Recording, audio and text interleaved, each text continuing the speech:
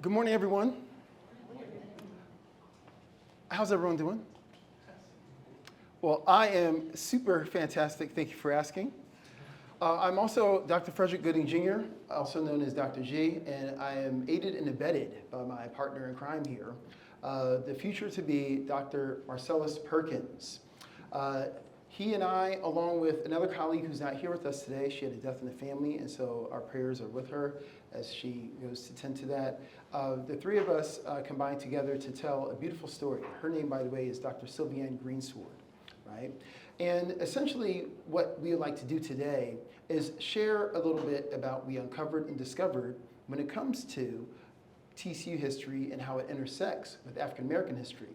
And by the way, allow me to wish you a happy belated Black History Month as well, right? And so the idea is that when many of us think about the African American experience with TCU, just by a soft poll, when do you think TCU Black history began?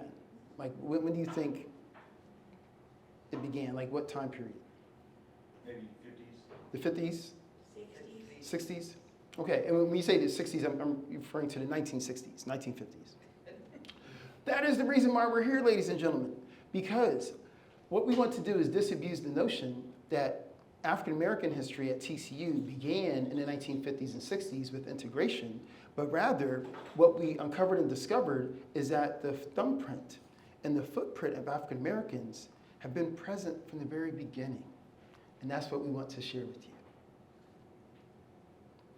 you. Before we get going, we just would like to acknowledge that TCU acknowledges the many benefits, responsibilities, and relationships of being in this place, which we share with all living beings. We respectfully acknowledge all Native American peoples who have lived on this land since time immemorial, and TCU especially acknowledges and pays respect to the Wichita and affiliated tribes upon whose historical homeland our university is located. I understand we're at the Fort Worth Public Library, but this is a part and practice that we're trying to develop now as we are looking to be more sensitive moving forward. And again, forgive me again for not being sensitive enough to give a shout out to our officials and employees at the Fort Worth Public Library System who do an awesome job of keeping knowledge sacred and open and accessible. I believe libraries are considered safe zones, right, for individuals, and I think that is an awesome place that libraries are viewed as a place of safety. And also we're very thankful for this partnership with the Center of Texas Studies because while it is African American history, we hopefully today will uncover and talk about that African American history is a part of American history and it's a part of TCU history. It all flows together. It's not just something that should only be talked about or discussed in the month of February.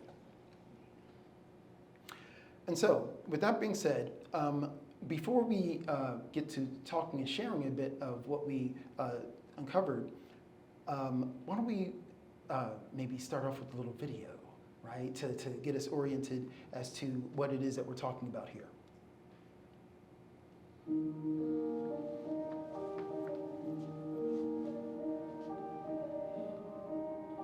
TCU integrated its main campus in 1964. The unanimous vote by the Student Congress to send to the trustees that we need to racially integrate now. 56 years later, students still voice the concerns regarding racial discrimination on campus. The Oral History Project is a new way to interpret and understand TCU's rich and complex history. Most of what we know of African American experience is told through white voices. Then what does that say about the people who actually had the experience? There is another side to every story. I emailed him one day and said, if you're really serious about what you're saying, we need to have a meeting. 2016 marked a shift as students expressed growing frustrations over the lack of Black representation. Like, this is so weird. I wasn't used to that in my classes. And it occurred to me that every time a Black student probably walked into a room, that's how they felt at TCU. Like, they were usually the only person that looked like them. I was like, I want to shake things up.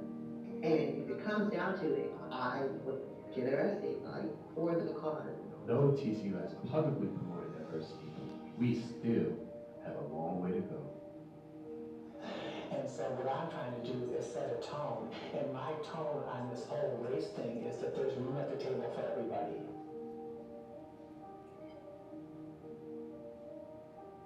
In 2000, being 4% Black and 84% Caucasian, TCU did not meet the 17% minority quota for diversity. I think for African American students, it was 200, maybe 200 plus. So it was small enough where we knew everyone.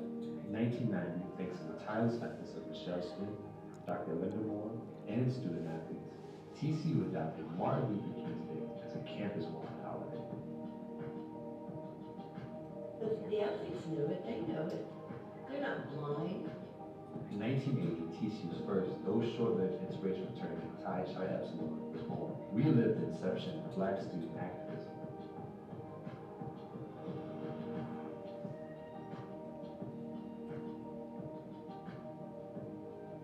Discover success stories like Dr. Jennifer Giddings Brooks, first Black Miss TCU, and Dr. James Cash, first Black TCU student athlete.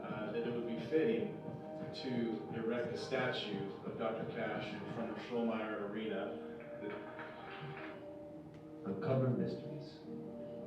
So, seeing how these students left, never to return, what we're asking is, what happened to them? And what possibly could make them not want to ever return? They just decided they were gonna do this and brought 9 Black kids on campus. The atmosphere was not welcoming. Understand the cost of integration. The story of Dr. Ron Hurt, first Black cheerleader at TCU. Ronnie was treated so poorly. I look back on this.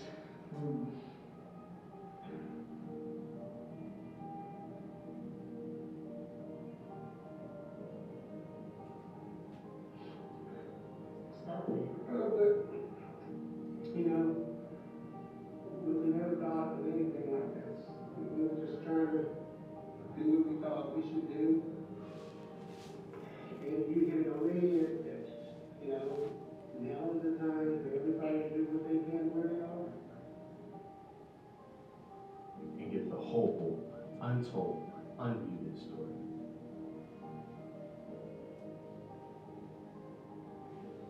So who then would counter something that was, democratically established?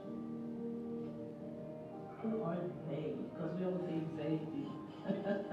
It was. It was on purpose out there. We need to retrace our steps.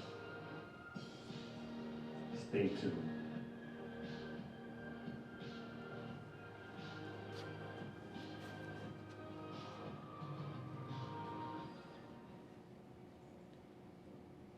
And so, by way of background, before we get into the meat of our discussion this morning, a lot of what you just heard and what you're going to hear today is the byproduct of a national conversation. What do I mean?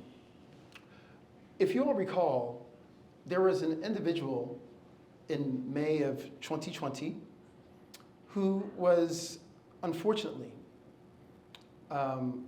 killed before our very eyes. Does anyone remember his name? May 2020. George Floyd. We haven't heard his name much recently, but yes, you recall George Floyd just a mere 3.5 years ago and how that galvanized the nation, right? In terms of us still understanding that while we have made considerable progress when it comes to race, we clearly have some more work to do. And so TCU, like many other institutions across the nation, decided that this is a wake-up call. We need to take stock, we need to take inventory. And so what was created by the Board of Trustees was the Race and Reconciliation Initiative. The charge from the Board of Trustees was for TCU to study its relationship with slavery, racism, and the Confederacy. Yours truly was anointed the chair.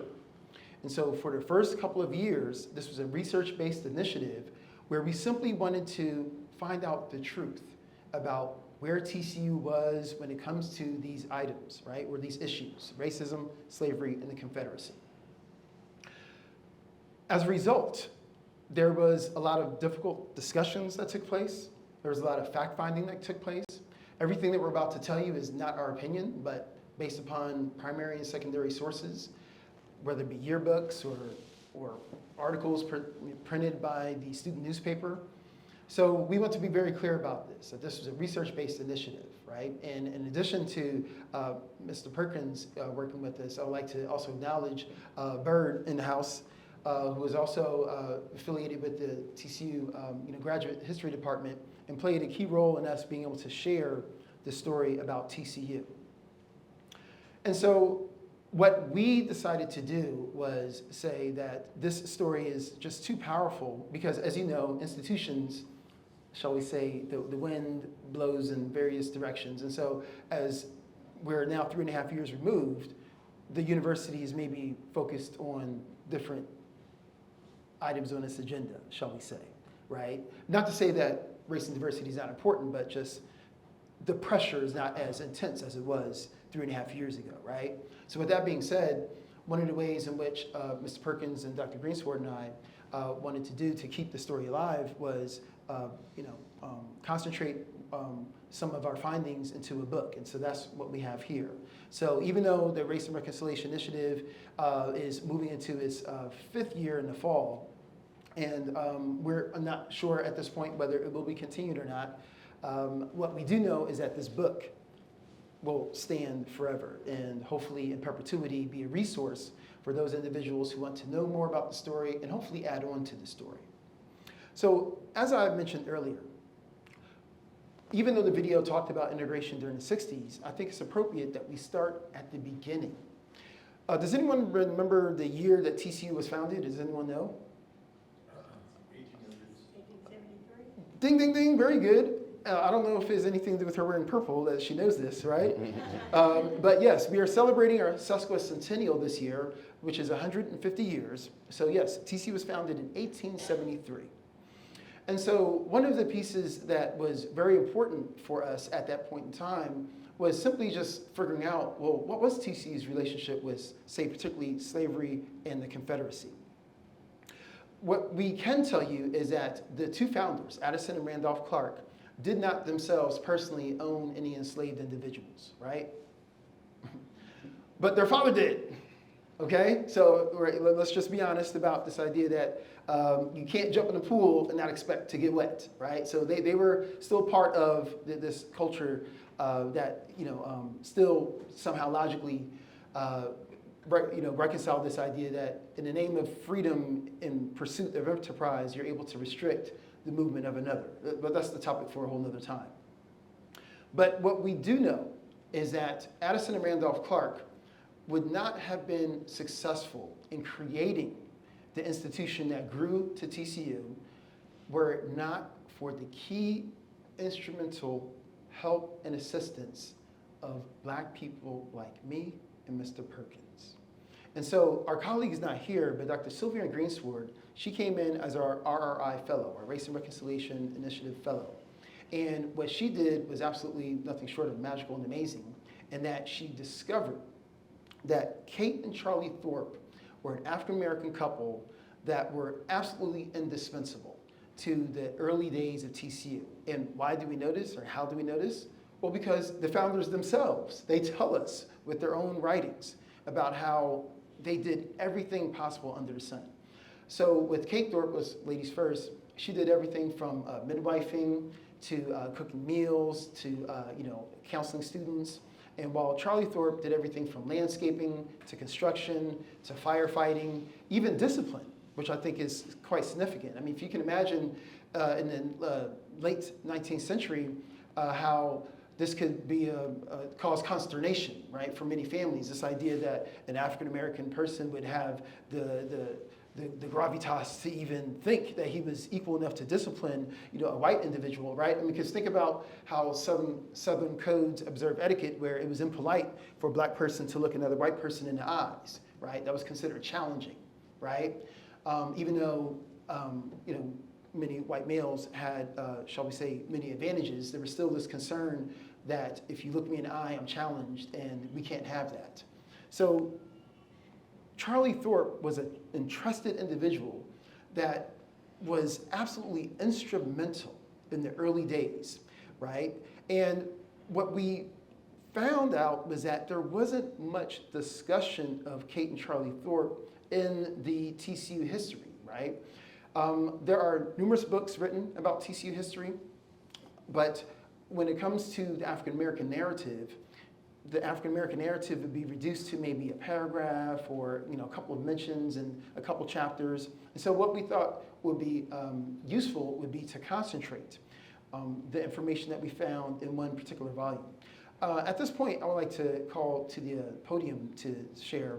Mr. Perkins, is there anything that you would like to add in about the early days when it comes to Kate and Charlie Thorpe, and also what it is that you're doing in the present when it comes to Kate and Charlie Thorpe? Yeah, absolutely. Thank you, Dr. G. First, I'd like to introduce my Marcellis Perkins, doctoral student at TCU. I want to say thank you all for coming out today on a Saturday morning. I understand that y'all could have done anything in the world, been anywhere, but you chose to be here with us.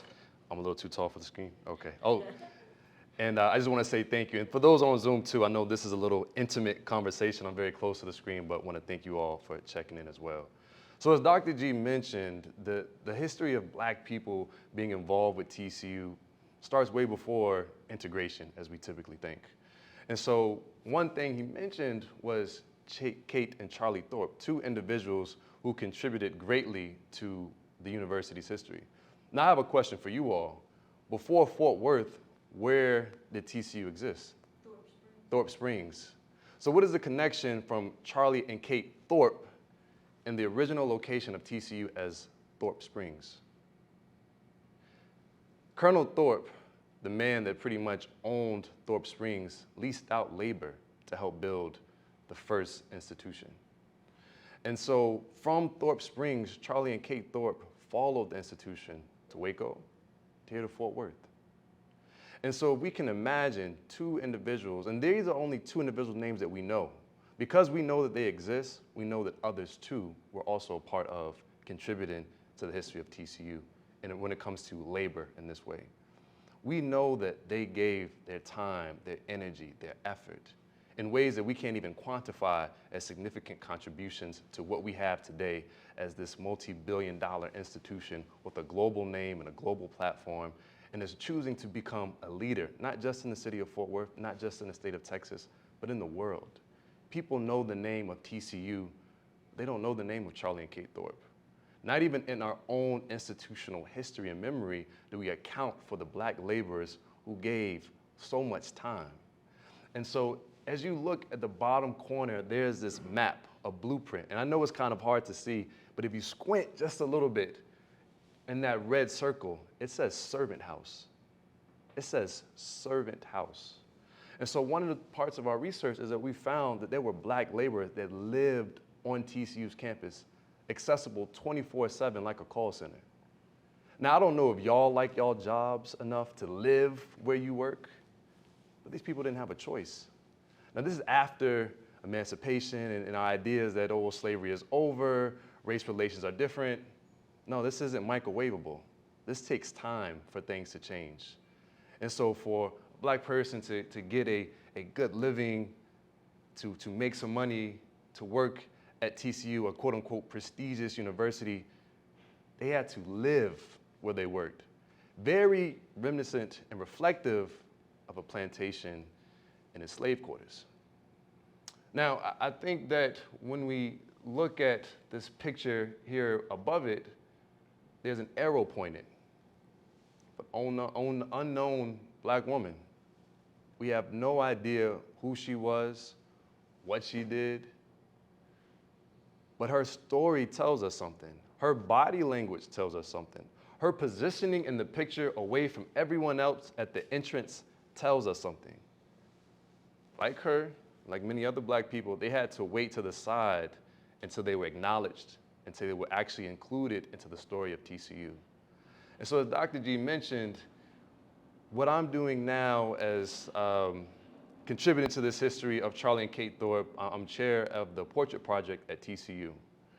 Now, portraits tell us a very, very important and significant narrative of any institution. If you walk around any building and you see a large oil painting of an individual, it'll tell you, oh, this person contributed greatly, whether it was financially or whether it was they owned the building or they were a long-term or beloved manager. They did something significant and worthy for their image and name to be known here on out. And so as we walk through the campus of TCU and you go to different buildings, we have wonderful, beautiful portraits of people who've done amazing and great things. But the study tells us that majority of them are white men. Now, this is not to take away from their contributions, because without their contributions, TCU wouldn't exist. They've donated millions of dollars to erect multi-million-dollar athletic facilities, education buildings, music halls, things that make TCU what it is today. But when you look at these portraits, you'll see an absence of diversity. You'll see an absence of people that do not look like those in portraits. And so what the Portrait Project attempt is to diversify the narrative of who contributed significantly to TCU through portraiture.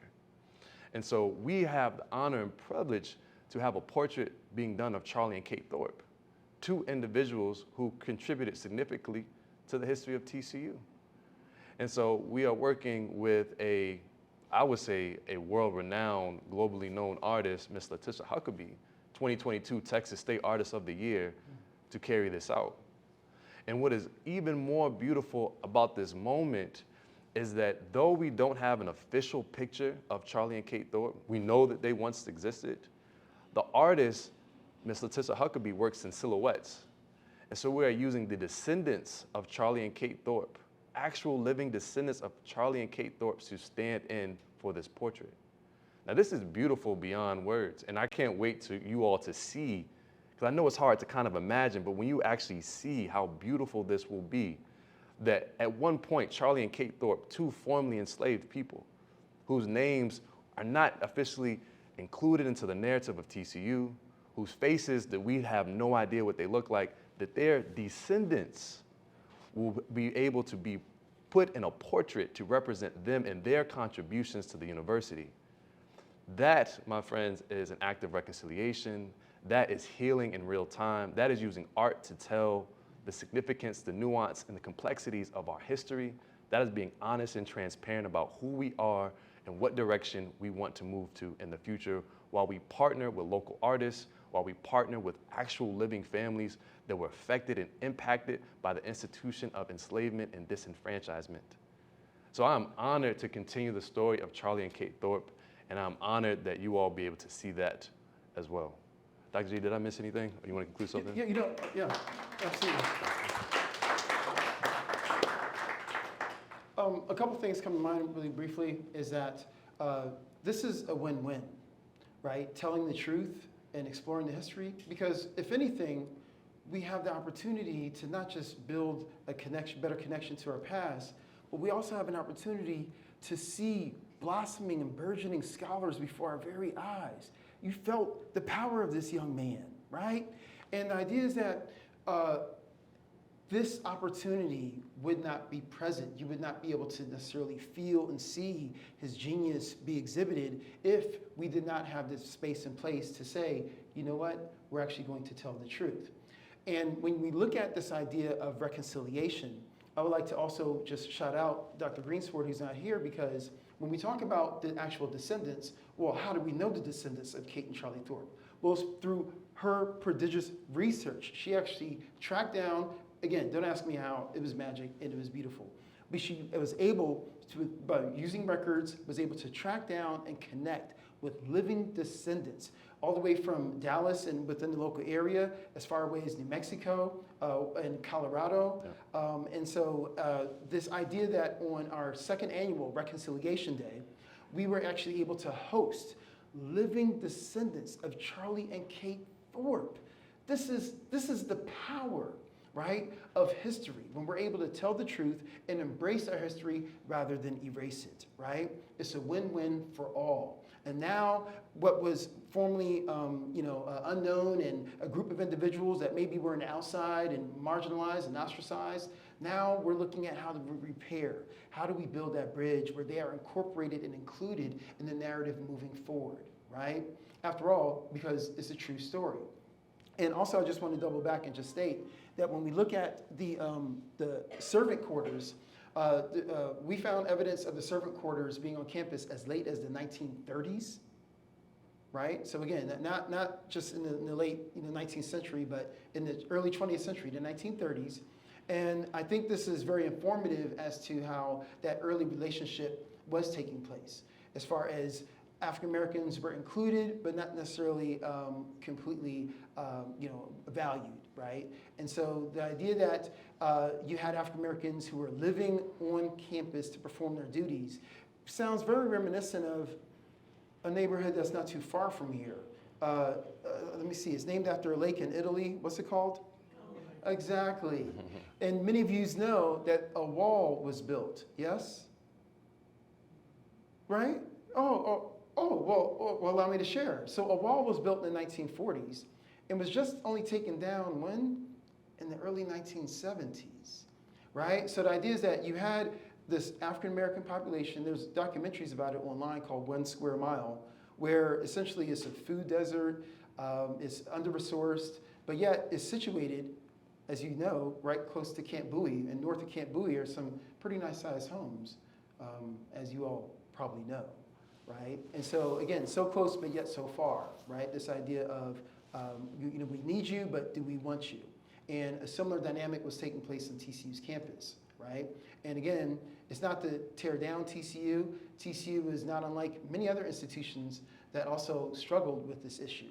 But I think what we want to do is set an example for other institutions by simply embracing the truth and not erasing it. Speaking of which, Dr. Perkins here is also, I think, not just innovative when it comes to the portrait project, as far as us having some sort of tangible touch point as to what was, but also providing a tangible touch point in terms of how the TCU story is quite complicated when it comes to local HBCUs. And when I say HBCUs, what do I mean? Historically Black College or University, of which I'm a proud graduate of Morehouse College. Dr. Perkins. All right. All righty. So as I jump before you all, I'll try to move this top part so you all can see. Okay, there we go. All right. So as Dr. G mentioned, another aspect of my history was looking at TCU's relationship connection to an historically Black college and university. So as we were building out RI and doing different ways, touch points to build with community, one of the things we wanted to do was do a heritage tour on campus, looking at the different buildings, names, and locations, and what are their significance to TCU outside of the typical campus tour. So I came across Jarvis Hall. Just put in Google is free. Looked up, what was the Jarvis family? And I came across Ida Van Zandt Jarvis and James Jarvis. And the names just kept popping up. Van Zandt County, Jarvis County, so many different names are things named after this couple. So I'm like, wow, they must be really significant. But at the bottom of my research, Jarvis Christian College kept popping up. And I saw that it was HBCU, but in my mind, I was like, there's no connection. Where would the connection be? As someone who's not a native to Texas, Jarvis Christian College wasn't a name that I was familiar with. I'm from Virginia. I'm familiar with Norfolk State, Hampton University, universities that some of my relatives went to. Hey, y'all. And so I wanted to find out if there was a possible connection of this HBCU in East Texas. So I began to look, and sure enough, Jarvis Christian was named after the Jarvis family. But who exactly were the Jarvis family in connection to TCU? Ida Van Zandt Jarvis was the first woman on the board of TCU. Her husband was the first president of the board of TCU. So we're talking about two individuals who were very, very significant in not just Fort Worth, Tarrant County, but also TCU as well. They worked extensively with Addison and Randolph Clark in all of their education endeavors. This was not their first. And so as I began to look at it, and I know that these pictures seem a little hard to read, and that's the point. I want you to really focus on this top line, and I'll explain it. When we think about Black education in the 20th century, for the most part, it was a social experiment. We have newly freed Black people in America, not citizens, barely people, but to give them that acknowledgement, they were people, newly freed black people in America. What is the nation's responsibility to them? For decades and generations, these enslaved people had no rights, no freedoms, no autonomy, no agency. Getting an education was not a possibility for them. And so seeing that this family, the Jarvis family, who had connections and owned slaves, who had connections to the Confederacy, so eagerly involved in black education now, made me think, why?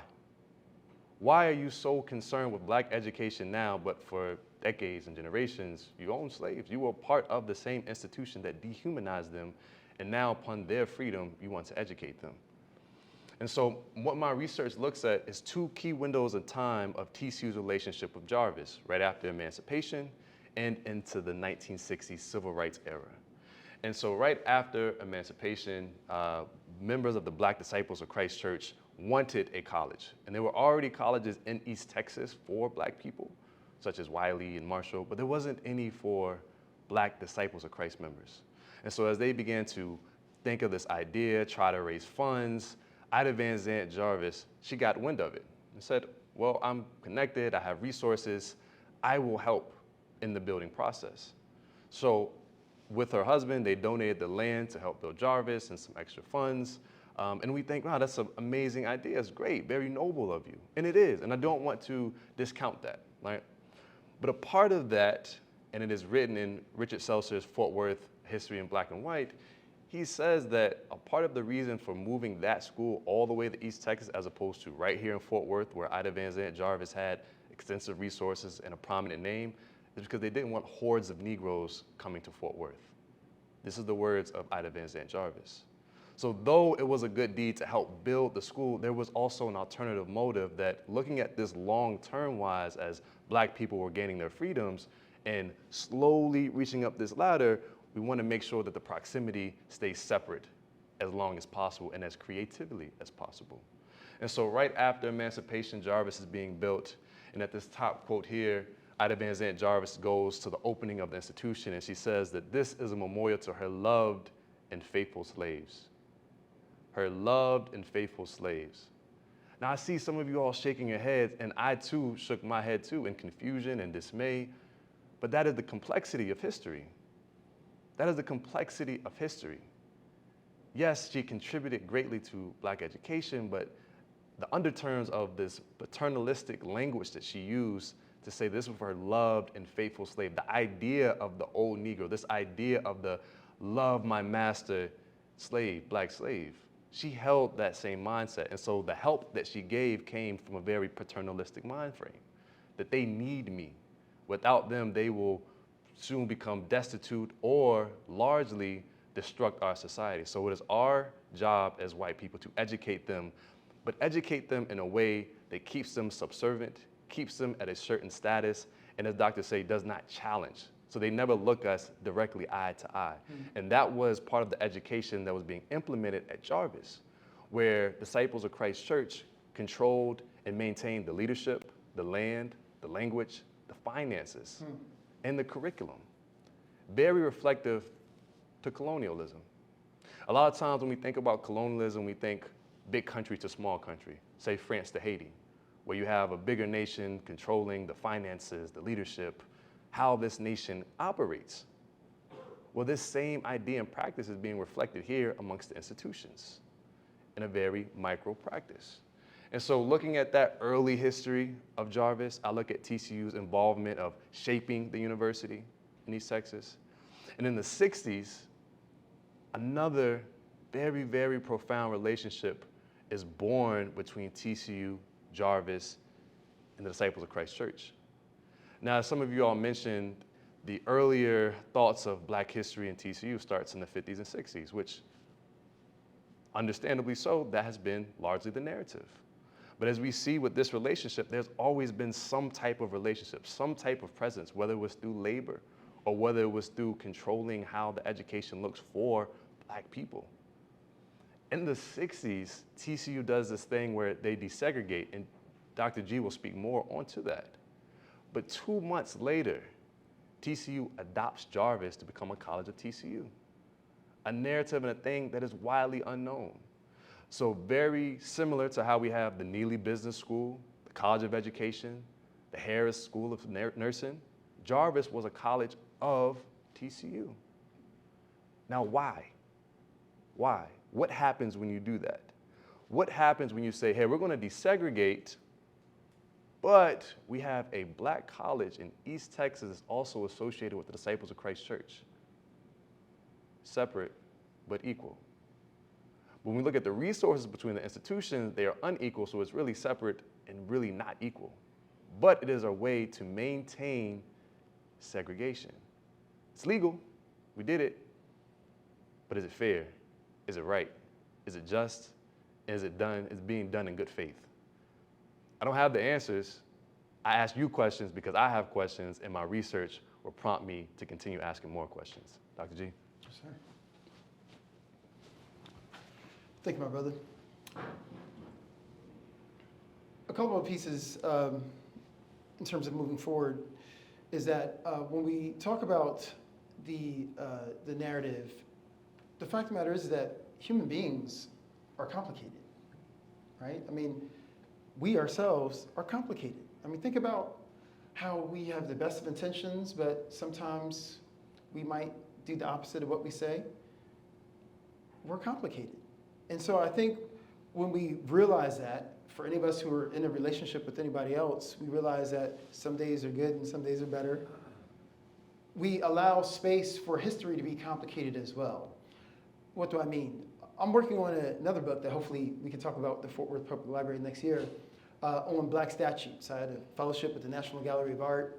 And what I learned was that many of the old statutes were to great men, right? Think of right in front of the United States Capitol, that's Ulysses S. Grant on that horse, right directly in front on a horse, or Stonewall Jackson on a horse, right? Robert Lee on a horse, right?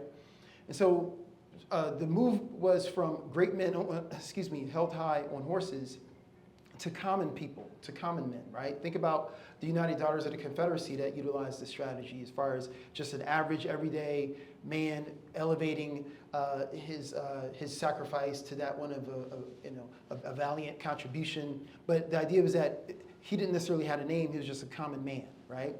And so we're now moving from common man narratives to this idea of common spaces and places. I don't know if any of you have been to the Oklahoma City Memorial, right, or the 9/11 Memorial. More interpretive, right, where they allow for you to fill in that space and be a part of what the history was and what it means, as opposed to it being reduced to one individual. And I say that because oftentimes we overlook the nuance. Addison and Randolph Clark were absolute innovators. We're very grateful for them to have the forethought and say, we wish to create an institution of higher learning. And in fact, they're one of the few institutions west of the Mississippi that was co-ed. This is innovative. However, at the same time, when it comes to integration racially, it took nearly a century, right? So again, here's the complication, here's the nuance. So on one level, we're forward thinking, we're moving ahead, but at the same time, perhaps stuck in the past. And so if you go on our website, even right now, you will find this page that proudly proclaims when we flipped the light switch and decided enough is enough, we're now going to integrate.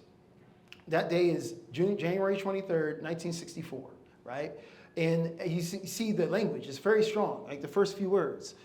That from this day henceforth, right? Proclamation, right? We're going to get it right. Here's the nuance. This is true. The statement was made, the Board of Trustees, they voted on it, and they put together this statement. But here's what's also true. When you read the footnotes, right, or shall we say the notes to the board meeting, what you learn is a couple of details. One is that in the same memorandum, right, the same memorandum that says we're now going to integrate. And mind you, before we pat ourselves in the back too hard, let's recall that this is how many years after the Brown v. Board decision? A whole decade, right? A whole decade, right? when was the last time you were happy when your kid took a decade to do something you asked to do? If you asked for them to take out the trash and they took a decade to take it out, right? That, wouldn't be no bueno, as we would translate, right? So this idea the Supreme Court of the land mandates we're going to desegregate with all deliberate speed. And I guess that was the wiggle room because not everyone did it with speed. And so 10 years later, mind you, but look what happens if you look very closely. Our admission requirements and course requirements are being raised increasingly, and very few Negro students could qualify for admission. I'm reading word for word what is said. This is not my interpretation, right? So in other words, we open the door, but at the same time, we raise admission standards, and we actually state on record that very few Negro students could qualify for admission. Secondly, we're not done. Our tuition and fees will be raised from time to time, and relatively few Negro people would have the funds necessary to finance the kind of education we offer here. And thirdly, as Dr. Perkins had just mentioned, no matter how much integration previously white colleges and universities might allow, almost all Negro college students will want to attend their own institutions of higher learning, right? And so I don't know if many of you have taken a road trip and there's that off-ramp for trucks, right? When they have too much speed coming down a hill. So think of Jarvis Christian as that off-ramp where just in case the Negro population gets too big, there's this outlet where we can kind of control that. But in terms of TCU, think about what's complicated here. On paper with the straight face, on 1964, January 23rd, did you desegregate? The answer is yes, we did. You unlocked the door, but the question is, did you open the door, right? At the same time, you raise tuition, you raise admission standards, and you state, matter of factly, that very few African Americans will be able to meet this threshold. So again, you unlocked the door technically, but did you actually open the door in terms of creating a space and place where you really and truly are pursuing this idea of integration? It's not to blame or shame, but it's to simply acknowledge what was so we can be more pragmatic about what is. Just like we're able to look back at 1964 and say, well, TCU could have done better in this regard. What we don't want is people 50 years from now looking back at us right now saying, well, in 2023, you could have done better. So this is a reminder for us on how to remain vigilant in terms of doing what is right and what's best for our community. And so before we open up for a couple questions, Mr. Perkins, any concluding words, my brother? Yeah. So again, want to thank you all for joining us. Why now? Why talk about all this history now? I'm willing to bet all the money in my wallet if someone can find someday or one day on the calendar. Money saved. So right here on February 3rd, we have the perfect opportunity to continue talking about history. Right now, a very intimate and kind of in-depth conversation of these histories that have been often excluded. That one day we'll talk about it. Someday we'll talk about it. But for Charlie and Kate Thorpe, they died not knowing if anyone will remember their name or their contributions. And like them and so many others whose names that go unaccounted for, who also contributed significantly to history, they got a someday as well. Well, for us, the moment is now. This story was 150 years in the making. It didn't start in the 60s or the 50s, but it was a continuation of legacy of Black people who had been excluded. And we, Dr. G, Dr. Greensword, and myself, and so many others who had contributed to the book project were honored to be given the privilege to write that story.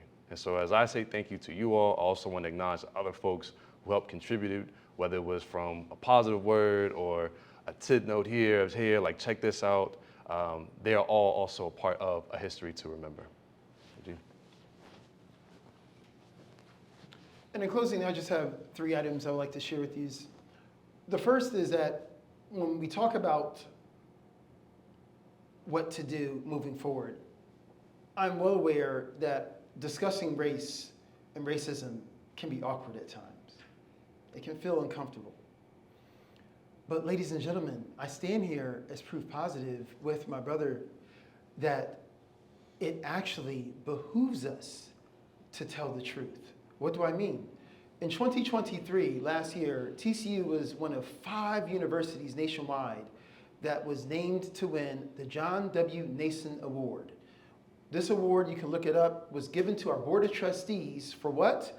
Their leadership in deciding to commission, you guessed it, the Race and Reconciliation Initiative. So in other words, while it was difficult, while it was awkward, where there were some dark and difficult chapters that we discussed, many individuals and peer institutions nationwide took notice, and now TCU is recognized as a leader in promoting these conversations which we deem to be healthy. So in other words, it's a win-win situation. Rather than this be something that we sweep under the rug, TCU is now actually recognized for recognizing its own truth. Number 2, when we talk about the dark, dirty chapters, you will see in the book some objectionable photos. I mean, there's minstrelsy, there were unfortunate practical jokes. For example, I know Perkins, you're fond of telling this story about the black janitors. There was this running joke every year where they were voted class president. Just a number of issues that were problematic, right? But again, ladies and gentlemen, rather than hide from it, rather than erase the history, we embrace it. Why? Because the dark chapters can serve as a lamp for the path moving forward. So many of our students are good people, but many of them simply lack education, exposure, and experience. And so by them being in a position where they can connect and understand the history, now they're truly in a position to lead on and not repeat the mistakes of the past. And finally, when we talk about the past and how it translates into the future, I just want to build upon what the brother said about this conversation, is that we've only just begun. I want to remind each and every one of you that you too have the power to make history. What do I mean? Bird will tell you there's essentially 2 classes of sources that a historian is interested in. Primary source and secondary source, right? Secondary source, as you can imagine, are good, but not quite as good. That's, say, maybe a newspaper article. But mind you, I'm depending upon who? What the author of the article said. It was printed in 1923, so it gives me an idea that what is talked about in the article did happen, but I'm still dependent upon what the author of the article said in reporting an incident that happened. So, what do you think I as a historian value more? Primary source documents. What's a primary source document? Well, primary source document is February 3rd, 2024. Dear Diary, man, I saw these 2 handsome, fine brothers deliver the most excellent speech today. Lena, true story, right? Primary source, meaning when you yourself write down in your diary or write a letter, that's primary source.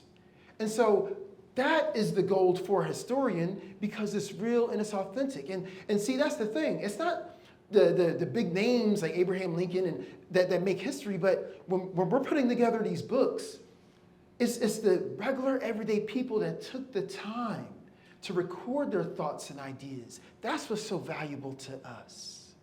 That's what gives us a window into time. And you all have that same opportunity now. 3.5 years after George Floyd, how are you feeling? How are you doing? How are you interfacing? Have you gone east of I-35 lately?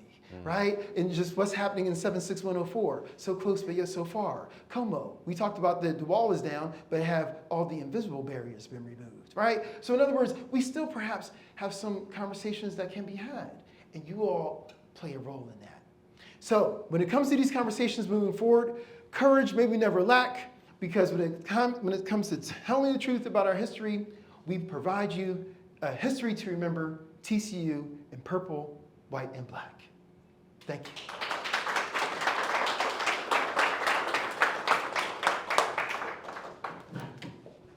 Okay.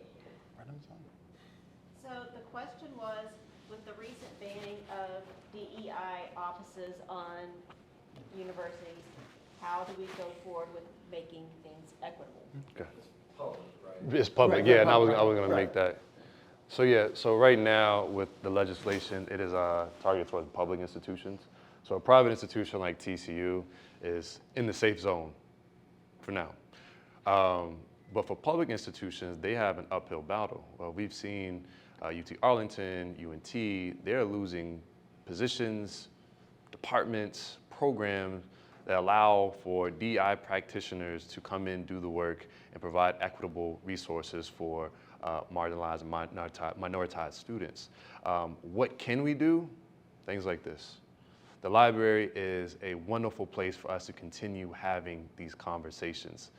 It is an endless supply of resources, wonderful people that work here, that are willing to help and to service so that we can continue having these conversations. I can't tell you what public institutions should or could do, because I think for a lot of them that even work in those fields, this is a very dark time. To come in and lose departments, people being reshuffled around or pretty much let go, it is a dark time in higher education, and we don't have the words or insights on how to fix this problem. We are regressing in a lot of different ways, but if it's up to the individuals, such as yourselves that came here on a Saturday morning, to engage in these conversations, to not just keep it to yourself.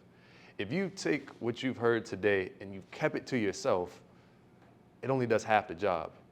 When you share it with others, when you encourage them to continue their own intellectual pursuits, to ask the very important critical questions, we do the individual work, which then circulates as a collective work.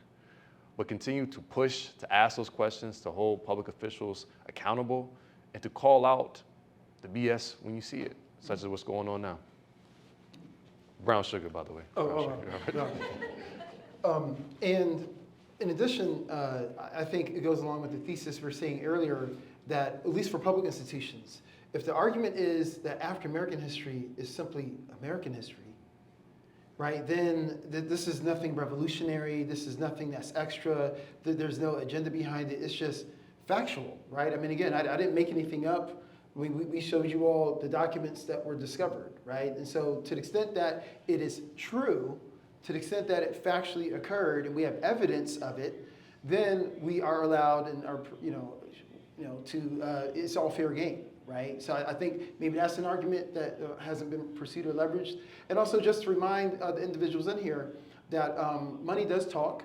And I think that when you are specific with your gifts, this idea, because again, a university, whether public or private, will take your money just the same, right?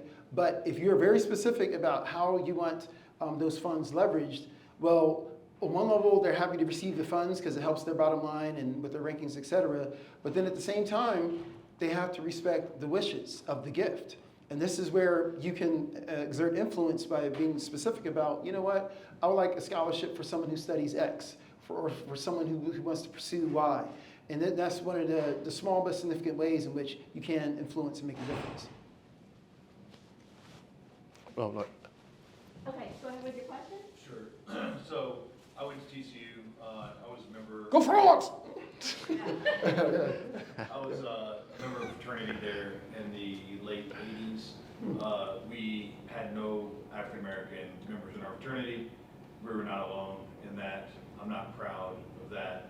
In fact, I don't even think we had any people that presented as non-white. So I don't remember having any Hispanic either, because I don't want to leave anybody out. That said, I didn't have a ton of money when I went to TCU. I paid, a lot of my own way, but I didn't have the ability to join a fraternity because a lot of my friends were there. I felt like that was what I wanted as part of my experience. But we know that at TCU, the power structure of the people that go there are primarily Greek in terms of money. You look at the Greek parking lots, the cars are a lot nicer. So, in 1964, they quote unquote desegregated TCU, but we know that segregation de facto stayed for a long time, right? Like I said, it was the late 80s, early 90s. There were no, in the normal set of the Pan-Hellenic Greek, there were very few black and brown men or women, unless you were part of a fraternity that focused, like that was alphas or, something like that. So has anybody gone as far, because really, if we're talking about change, we're talking about power and money, right? And we're talking about those people with power and money deciding to change. And so has anybody done any research on how, I would say, the Greek system basically softened the segregation, or softened this desegregation of the institution, not only at TCU, but all the institutions across America that quote unquote desegregated. You have a second system within the university that segregates itself. Repeat the questions, the Zoomers will. Sure. The question was from a gentleman who actually is an alumnus of TCU, went in the 80s, and told Biden I'm busy, thank you. And so I think the question was, as fraternities were highly segregated in the 80s, again, and sororities, how much has that changed now, and have fraternity sorority life, has that been a vehicle perhaps for promoting desegregation? The short answer is no. Right? That's still one of the areas of growth, shall we say, for TCU. And you're right, TCU has a very significant Greek population. Roughly 50% of our students belong to a fraternity or sorority. And we're unique in that the first week, your first year, right? Many students rush, right? I, as a faculty member, have a lot of questions. I have students, running makeup and crying, I have no friends. This is terrible before we even start classes. But that's the system, and it's been around for a long time. We talk about history and tradition, and I don't know if it's going to change anytime soon because it's a system that's been established. Many of the alumni who graduate from there achieve, they become quite prominent, and they donate, right? And so the desegregation within the fraternity, traditionally white fraternity sororities has not changed that much. Now, what has happened is that there has been some additional recognition on campus of what we would call the Divine Nine, or historically black fraternities and sororities that were formed on account of not being allowed to join the white fraternities and sororities, back in the early 20th century. We have recognized them with a series of columns or pillars, right, outside in the quad, so you can huddle underneath them and take photographs. But there's no actual physical space, such as a dormitory or anything of that nature. And I think part and parcel of that answer goes to just the low numbers, right, that would justify, a separate building. Now again, many fraternities and sororities do engage in philanthropy. That's part of their mission. So I think there are opportunities. And in fact, that was one of our strategy points when we were doing the Race and Reconciliation Initiative, was to directly reach out to Greek life. And I'm proud to say that one of our most successful events was when we actually created a scavenger hunt. Due to legal liability, you can't call it a scavenger hunt. It was called a campus quest, right? And so this is amazing. So again, in terms of resources, remember what I said about resources just a few minutes ago? So I had a modest budget, right? And what I did was I created a prize of 4 $250 vouchers for American Airlines. Now, for students, this was beyond gold, right? I mean, spring break, hello, right? And so, so we had teams of 4, right? Promoted through, we had like over 100. We had food trucks, we had music, and you had students, mostly white, running around campus. I mean, some brothers had bikes and scooters, and they're running around all around campus. We had 25 different locations in the name of history, right? Because of course we had some veteran history, we had some Native American history, we had some Latino American history, and of course African American history. The first building, Jarvis, or where was the first, right? We had these type of spots. So that was one of the ways in which we were able to bring them involved, and they were instrumental in getting the word out and promoting. But that was one event, right? And so how do we build upon that, sustain that, institutionalize it? Again, if any of you are a prominent alumnus, write in on Monday. This book should be mandatory for all first-year students, right? I mean, these are some of the ways in which maybe we can institutionalize. Because really quickly, because we go back to what you said about integration, I just wanted to point out the individual you saw on the screen. His name is Attorney Ron Hurdle, the gentleman who got choked up with the COVID mask on. He was the first African-American cheerleader. And if you want to hear more of his story, on February 7th on campus, he's actually going to be live on campus. He's still with us, talking about his experience. So again, this is one of the ways in which you can stay connected, because his story, while one of triumph, also is one of tribulation. Can you imagine, as an African-American male cheerleader, you had to handle what? White female cheerleaders. And that was a cause for consternation, shall we say politely, right? So he had to endure a lot, but he's now an attorney in the Fort Worth area, and he's still sharing his story. Do you know what time that's going to be and where? On the 7th. Thank you. Yeah, I would imagine 7 o'clock. So if you go online, you should be able to find it. And it's H-U-R-D-L-E? Attorney Hurdle, yes. Yeah, Hurdle, yep. Yes. H-U-R-D-L-E, yep. Yep. Okay, I'm just gonna check in with our intrepid Zoomers here, and just checking for any questions. We've got a lot of great comments for you guys. I'll have you take a look at them before you leave. Oh, okay. And so, I'm not sure at what point this question came in, but somebody did ask, how do the fraternities and sororities on campus fit into this narrative? Yeah. And I think that's pretty much what you've just addressed. I'll add something to that. Okay, I'll add something all to right. that, yeah. So the question in the Zoom that I'll respond to, and it's kind of off the back of the question I just asked, how do the fraternities and sororities on campus fit into this narrative? And so in chapter 2, I believe, the breakthroughs, I spent a little time talking about the segregation on fraternities and sororities. So TCU actually underwent a lawsuit due to their constant not allowing black people into the fraternities and sororities. And it reached Fort Worth news, local news. It got outside the bubble of TCU. And so in this investigation, outside attorneys, investigators kind of looked into some of the practices and procedures of these fraternities. And obviously they found them to be adhering to their policy of all members had to vote, but black students were really getting upset that, hey, my grades are just as good, I'm in the community, I'm not even getting a call back or a bid, as they say. This feels like discrimination. And so the frustration was kind of noted in a lot of student journals and student newspapers. And I believe before the actual lawsuit, there was another newspaper clip where a black young woman was attempting to join a sorority, and she was deemed ineligible because she was associated with the NAACP. And so you would imagine NAACP, a civic organization that's in the community that upholds the standards of what we want our fraternities and sororities to do, actually denied her an opportunity because she was associated with an organization that historically helped black people. It's in the newspaper clip, it's in the book as well, again, another primary source.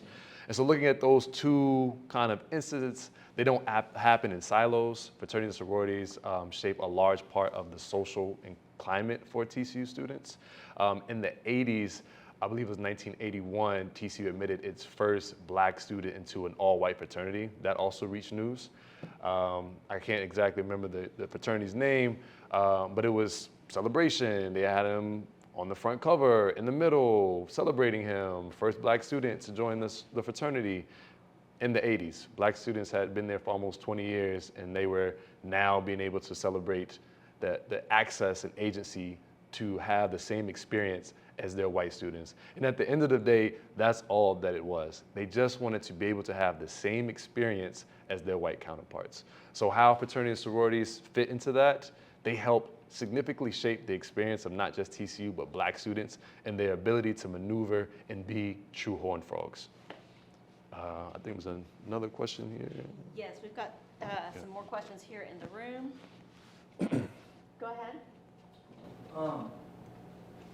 I just got a question. What happened in 2020 with the death of George Floyd? There was a lot of, I guess, institutions coming out with statements, and in my opinion, there were trends. There wasn't as much genuine,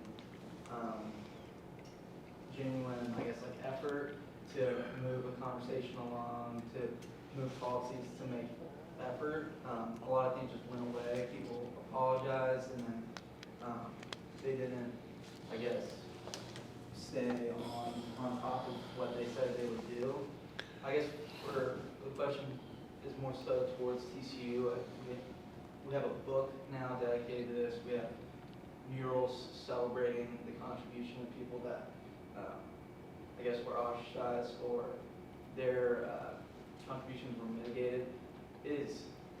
Would you guys say it's a mark of TCU working with you guys in a genuine manner? Because I know that this race and reconciliation program came in 2020 when a lot of institutions were just saying, we're just going to succumb to pressure from whatever outside source it is, and then we'll just leave it be. So would you guys say that you guys being able to write a book, celebrate these people's contributions, would you say that's a mark of TCU's administration, community genuinely trying to work towards this initiative, or is there still, I guess, ways in which TCU administration needs to be more open?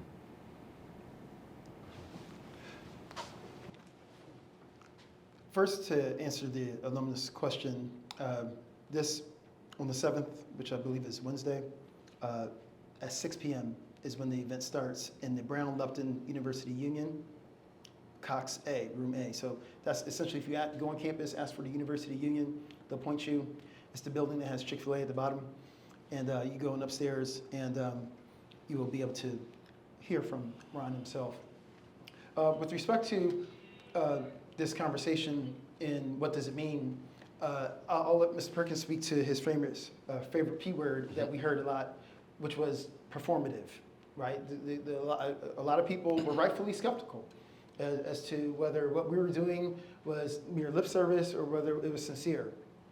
For example, think about how we're in the year 2024 now, right? I still keep saying 2023, but we're in the 2024 now. And what if I told you, we're talking about on the public sector Office of Diversity and Inclusion being shut down. When do you all guess that we actually started our Office of Diversity and Inclusion, if you were to guess? What year? 2020. You said 2020? Well, it's a little older than that, but we got started in 2017, right? So it's not like 2001, right, or 1989, but 2017. And so my point is that that's not that long ago. And so in 2016, it was students, right? Because think about 2016, we were doing pretty well. At that time, TCU was actually was starting to bubble up on the national scene due to what sport? Football, right? Because the famous Rose Bowl run was what, 2011, 2012, something like that. So in this 2016 range, more people are talking about TCU. Everything's great. There's not a problem, right? There's not a problem. But see, to your question, my brother, theory of relativity, right? And so that's why I was saying about 50 years from now, people might be able to point the finger at us and say, ooh, I mean, on X, Y, and Z, you could have done better. And so that's why we have to remain vigilant in the here and now and keep asking ourselves critical questions, not to tear down, but as a way to build up in the future. Because again, students on the ground were saying, even though everything looks great and glossy in the newspapers, we're being featured, everybody's happy, we're still feeling disconnected. Our day-to-day experience is not quite there yet. And so they actually cleverly used football, that platform, very brave. And actually, you saw in that video, it was an interracial grouping, right? So once again, it shows it's not just African Americans.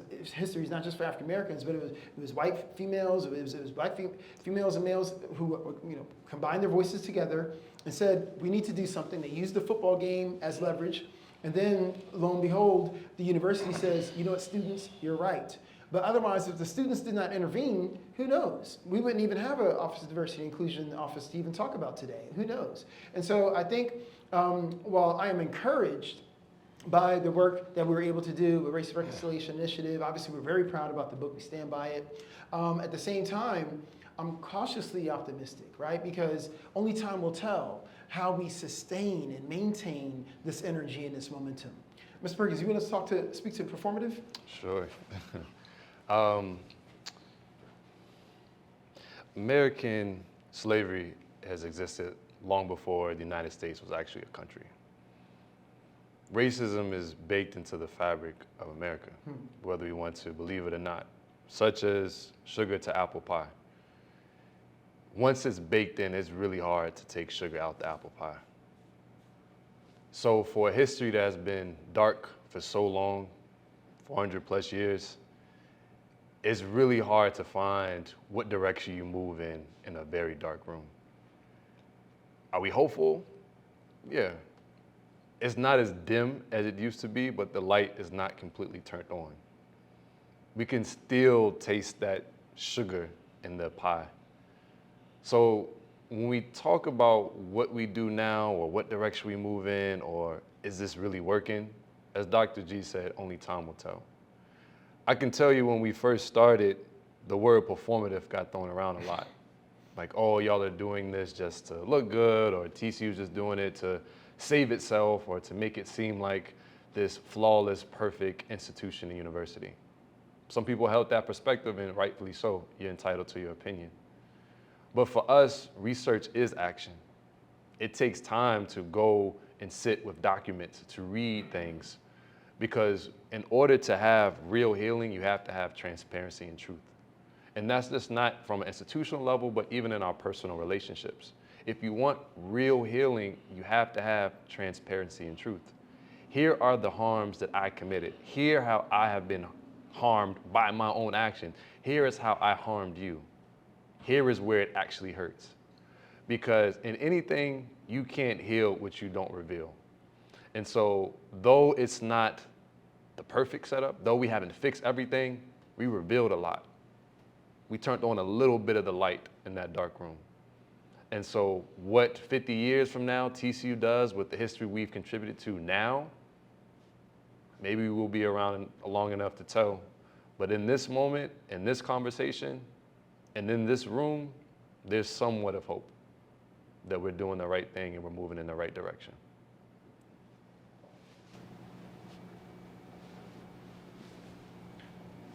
I'd love to talk to y'all sometime about Jarvis Christian College. I taught there in the 1970s, and the relationship wasn't with TCU wasn't as negative as you suggest, but that's a conversation for another day.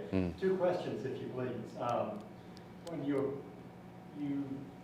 say that the slave and indentured labor helped build TCU, first question is, what do you mean by indentured labor in terms of connected to slavery? Second question, for either of you, is the servants' quarters that you pointed out on campus.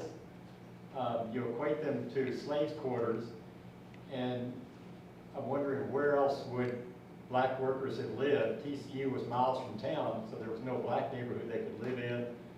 Couldn't build a shack on the prairie. So actually, servants' quarters would have been an improvement compared to the river bottom communities they were living in around Fort Worth. So two questions, either or both of you, whatever, please. Okay. So I'll try to best, and Dr. G will jump in. In regards to the history and research with TCU and Jarvis, which is actually my dissertation topic, it's not to paint the relationship totally in the negative. As I mentioned, it's a very complicated history. The Jarvis family is very complicated and is a very nuanced history. And a big part of wanting to research it is its undertold narrative. You are probably one of the few people that know about this relationship TCU has had with Jarvis, but the wider part of our institutions, alum, faculty, and staff will tell you that they had no idea that it existed. And so one of the things that we kind of question as scholars is the ironicness of TCU finally desegregating and then 2 months later adopting Jarvis as a college. And so as Dr. G mentioned, in those clauses, you increase tuition and you increase academic requirements because specifically you know that there won't be enough black students to actually attend, and then say that we know that they rather attend their own institutions. 2 months later, here is the institution that we might have been hinting at. And so it's not to say that it was totally negative, but to think during this time that there weren't racial undertones, I think it might be a little short-sighted of us to think so. But again, there are no answers, only mere questions, and which is why we're choosing to pursue this research. In regards to the idea of enslaved labor being helpful in building the original institutions.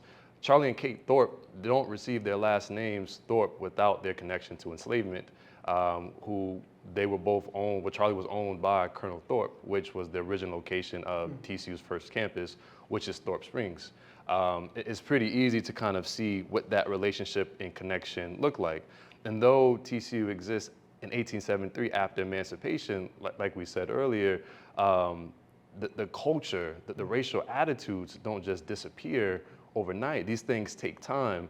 And so we can only imagine and speculate that the circumstances that they worked in weren't equitable. We can imagine they weren't treated fairly. And so looking at that as being legacies of enslavement, our research kind of indicates that this is something that we need to look more into. And to the second question, in regards to the servant quarters being right on campus, in a lot of ways, and this is my own opinion, and Dr. G can jump in, it is reflective of that master slave quarter. It is in close proximity, it's close to the stable, 24 access that when we need you, you are to report here. This is the 1930s. And one of the things that I constantly think about and consider is when in American history are Black people truly considered citizens? When we think about what does it mean to be a citizen, it is the right to vote. If I'm a citizen, I can vote, I can buy property. In 1930s, Black people weren't able to vote. So you have people living 24 hours a day where they work, and they have absolutely no rights to vote and participate in the civic process of determining what goes on in their legal structures in society. That, to me, doesn't say that they were enslaved, but it says that they might be cousins. There might be some type of relation, because it is very reflective of a long-term system that existed for 250 years that we kind of still see that practice existing. Again, that's not necessarily the answers, but the questions that are on the board kind of point us to a direction of we need to explore this a little further. That's an excellent answer, and I just want to just add on just briefly, because I see a couple other hands. When we talk about the first part, enslaved labor, unfortunately, Charlie and Kate Thorpe were enslaved. They were free at the time that TCU was constructed. However, which kind of dovetails to the second part of the question, this is reflective of the dynamic of power. For many of those who were enslaved, where could they go, right? And so for Charlie and Kate Thorpe, it made a lot more sense. They were familiar with the area. They had this relationship with someone who was good to them, and so they just continued to work. So even though they were free, the true DNA of the relationship wasn't altered that much, right? As far as, just maybe, in paper, they were free. But in actuality, anytime somebody wanted something from the Thorpe household, you best believe he said jump, they said how high? Well, in the air, okay? And going back to the 1930s piece, I think that's also just reflective of the lack of agency and power that African Americans had in society at that time. And what we want to do is, ask that relative question as to what's happening today, right? How many African American students are on campus without the aid of, say, the Community Scholars Program or by way of athletic scholarship? How many just on their own are just on campus, just because this is an option for them compared to the other clientele? So we look at this power dynamic, because let's not forget that in the 1930s, we're talking about Jim Crow was in full effect. The idea that I was free on paper, but in actuality, any crossword I said could mean that someone knocks on my door later that night. We're talking about the Equal Justice Initiative has documented over 4,000 lynchings. As you know, Brian Stevenson has done a tremendous amount of work in that regard. And if you haven't, you should go check out the Museum of Peace and Justice, or otherwise known as the Lynching Museum of Montgomery, Alabama. But some of the infractions, if you would, some Black males were lynched just because they knocked on the wrong door, or just because one Black male brushed a white woman's elbow while rushing for a train. Right? So in the 1930s, right, the Supreme Court of the land says that separate but equal, and mind you, in less than a century earlier said the white man, the Negro has no rights, the white man is bound to respect, right? And Dred Scott v. Sanford. Then we're talking about an environment whereby for African Americans, if you're not sharecropping and locked in that economic, shackle, right, where you're being exploited, then you're talking about, and if you survive vigilantism, right, because remember they're talking about the second revival of the KKK, which had 4 million members at its peak during the second revival. After all, just not too far from us, there's a KKK cavern that was established that was able to feature 6,000 seats, right? That's how prominent the KKK was here in the Dallas-Fort Worth area. The KKK had their own day at the state fair. They had their own baseball team, right? And so the police chief was an avowed member. We don't know about whether the mayor was or not, but the fact of the matter is the KKK was very strong. So just think about how during that time period, how the movements of a black person were very much restricted. And so when we talk about this being an improvement, well, it's almost like it's an improvement to say that people in Como were living close, to their employers in Camp Bowie, as opposed to having to take the train that stopped at stop 6, right? And this being more convenient. And so I think the idea that if it is an improvement, if anything, it speaks to how desperate and difficult the situation was as free people in a country where they weren't treated as free. Because the last I checked, we found no white people inhabiting the servant quarters. After all, if you have people who are working for you, why not make it open for all individuals who are just working at that particular pay grade or performing a certain function? But no, unfortunately, in the name of Black History Month, it was a black thing. Yeah, I just wanted to piggyback. So in the 30s, right, there were neighborhoods directly across from TCU that were built in the 20s. So there was housing right there. They didn't have to live in a separate unit that was close to the horse stables. One, and they also could have put them in the dorms with the other kids, and let them eat at the same table, but that wasn't happening in the 1930s either, because usually there are instances, especially in the South of Mississippi, that when white people were forced to sit down with black people and eat, they literally went to the bathroom and threw up, because it was so ingrained that it was like they were eating with some kind of less than. But I can't remember my second point now. Oh, you said and I just want to make a distinction. So when you said how I harmed you, in most instances in these days, us so-called white people, white is a fiction, but us so-called white people, we don't do actions to hurt people who do not look like us.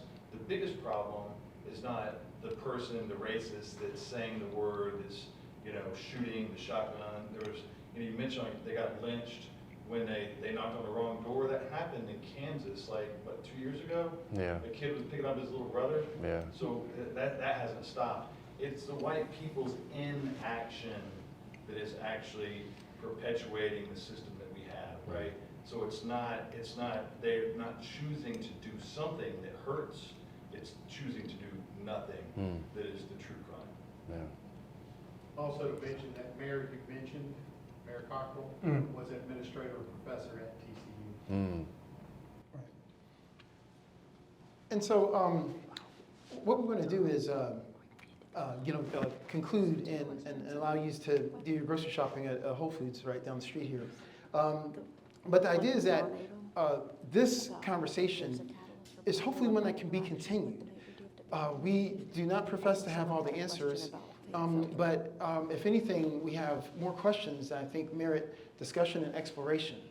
And when it comes to Mr. Perkins and I and Dr. Greensword, we do not want to deceive you in stating that we are connected to this, right? And so I think that the history will read perhaps a little bit differently than, say, Seltzer's book, in that we are directly connected to this. And I think, as you heard from somebody who kind of looked like me in that clip, most of these books here in the library that are written about the African American experience, ironically, are not actually written by African Americans. And so I would definitely encourage you to take a taste. It's not a book where you have to read it, straight through from A to Z, but just see and consider that there's perhaps a different perspective, another perspective that exists in terms of the history and what it means, because this is an important conversation. It's an evolving conversation. And I think it's one that we have more agency and more power to influence than what we think. So do not underestimate your power. It is never too late to start the conversation. It is never too late to go down the path towards reconciliation. And we thank you for sharing this moment with us. Two more questions from our Zoom audience. One is from Ron Abram. He asks if there is a catalyst for Black alumni interaction of the major DFW universities, TCU, SMU, UTA, UNT. I can't say. Not that we know of. Yeah. Not that we know of, okay. And the other question was whether your research includes the experiences of Dr. Veda Felder. And she was one of the first African-American females to receive a PhD from TCU School of Theology. Right. So what I can say about Veda Felder really briefly is that she went to Bright Divinity School. Bright and TCU also have an interesting relationship as well, where they inhabit the same space, but they're two separate entities. But Veda Felder actually is responsible for Dr. Martin Luther King coming to Fort Worth, right? Yes. In 1954, she invited him, and we're so very thankful because he was unable to find lodging at a hotel, right? And so he actually ended up staying with her, right? So again, we are mindful that not only education, but also religion can be a bridge builder. You all remember the famous abolitionist pamphlets, Am I Not a Man and a Brother, in parentheses, in Christ, right? There's this appeal to the Christian ethos, this idea that, well, if we're all human beings under God's Son, can't we connect on some level? I mean, we all have, the same similar physical features and, physiology. Can't we connect on some level and move this thing forward? After all, on Friday, Saturday nights, you love our black music, right? But the question is, on Monday when I show up for a job, is it a different story? So I think, Veda Felder and so many other stories that we talk about just remind us that we do have this power to connect and break down the walls and the barriers, whether physical or intangible, that exist. Because oftentimes, the power of a simple conversation can change the perspective and move us towards reconciliation. All right, thank you so much.